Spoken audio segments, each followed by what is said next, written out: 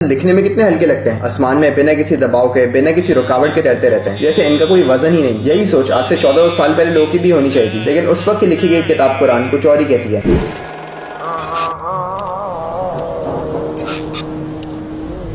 पानी हमारी दुनिया, हमारी जमीन के 71% कवर करता है, जिसमें से सिर्फ 96.5% समंदर या ओशन का पानी है और बाकी का 3.5% मीठे पानी की झीलों, ग्लेशियर और कोरल कैप से बनता है। अभी एग्जैक्ट लैंड और पानी का रेशो कुरान ने भी प्रूव किया है, लेकिन इसके बारे में किसी और वीडियो में बात होगी। सूरज, जिसको हम इंग्लिश में सन बोलते हैं, एक ऐसा सितारा है जो 24 घंटे 1 करोड़ 50 लाख डिग्री सेल्सियस पे जलता रहता है। ये सूरज हमें रोशनी, गर्माइश और धूप फराहम करता है। इसकी धूप जब हमारे अर्थ के एटमॉस्फेयर या फिजा में आती है तो हमें बहुत से फायदे देती है। हम सूरज की धूप से बिजली बनाते हैं सोलर पैनल के जरिए। धूप की वजह से पौधे हमारे लिए ऑक्सीजन बनाते हैं, जिनके बगैर हम जिंदा नहीं रह सकते। सूरज की धूप हमें गर्माइश भी पहुंचाती है, और जब यही धूप पानी पे पड़ती है तो गर्माइश की वजह से पानी के टेम्परेचर या दर्जा हरारत बढ़ा देती है। टेम्परेचर बढ़ने की वजह से पानी में से बुखार आती है, वेपर्स निकलते हैं, और इस अमल को एवेपोरेशन कहते हैं। अब इन्हीं सूरज की छांव से हवा भी गर्म हो जाती है। ये गर्म हवा ठंडी हवा की निस्बत हल्की होती है, और इसी वजह से ये हवा में फ्लोट या बुलंद होती है, बिल्कुल उसी तरह जिस तरीके से हॉट एयर बलून फ्लोट होते हैं। अब जैसे जैसे पानी के वेपर्स ऊपर जाते हैं वैसे वैसे वो ठंडे होते जाते हैं। अब जब ये वेपर्स एक खास ऊंचाई पर पहुंच जाते हैं तो बिल्कुल ठंडे हो जाते हैं। अब इस हवा में जो भी पानी के वेपर या बुखारात होते हैं वो फिजा में मौजूद मिट्टी, बैक्टीरिया और दूसरे छोटे छोटे ज़रात मिलकर पानी के छोटे छोटे कतरे बना देते हैं, और इस प्रोसेस के अमल को कंडेंसेशन कहते हैं। कंडेंसेशन के नतीजे में बने हुए ये ढेर सारे पानी के कतरे छोटे और हल्के होने की वजह से हवा में तैरते रहते हैं, और पानी के इन तैरते हुए कतरों को हम बादल कहते हैं। मार्गरेट एनिलिमोनी, एक एटमॉस्फेरिक साइंटिस्ट, ने एक एटमॉस्फेरिक ऑब्जर्वेशन या माहौलियाती मुशाहिदा और कंप्यूटर मॉडल्स के जरिए बादलों के बनावट पे तहकीक की, और 1993 में एक किताब लिखी, द स्टोरीज क्लाउड टेल, जिसमें माना जाता है कि जो कुछ भी उन्होंने बादलों के बारे में कंक्लूड किया इस किताब में लिख दिया, जिसमें से एक पॉइंट बादलों के भारी भरकम वजन का भी है। अब आप अंदाजा लगाएं, एक बादल जिसका डायमीटर या दायरा 1 किलोमीटर है, उसका वजन 5 लाख किलो या 551 टन होता है, जो तकरीबन 100 हाथी के रेवड़ के बराबर है। अब अगर ये बात साइंसदानों को आज पता चली है तो ये बात 1400 से भी ज्यादा साल पहले कुरान में कैसे आई? अल्लाह ताला कुरान में फरमाते हैं, सूरह अर्राद आयत नंबर 12, वही है जो तुम्हें दिखाता है बिजली जब चमकती है खौफ से भी और डर से, और वो उठाता है बड़े भारी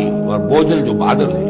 इसमें जब बादलों का जिक्र किया गया तो उनके भारी होने की तरफ इशारा किया गया, इत्क़ाल, जिसका मतलब भारी या वजन होता है। कुरान में एक और भी आयत है जो इसकी तरफ इशारा देती है, सूरह अल-अराफ आयत नंबर 57, तो वही है जो भेजता है हवाएं बशारत देती हुई उसकी रहमत के आगे आगे, यहाँ तक कि जब वो हवाएं उठा लाती हैं बड़े बड़े भारी और बादल, उन बादलों को हाँक देते हैं एक ऐसी जमीन की तरफ कि जो मुर्दा है, बेआबो गया है। फिर हम उस पर पानी बरसाते हैं, फिर हम उससे जमीन में से हर तरह के मेवे निकाल देते हैं।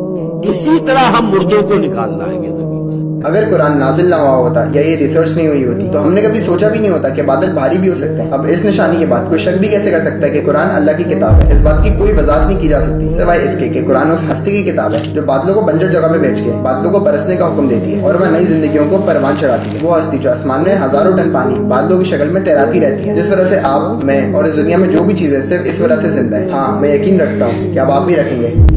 अस्सलाम वालेकुम। ए नबी, तुम जिसको दोस्त रखते हो उसे हिदायत नहीं कर सकते, बल्कि अल्लाह ही जिसको चाहता है हिदायत करता है, और वो हिदायत पाने वालों को खूब जानता है।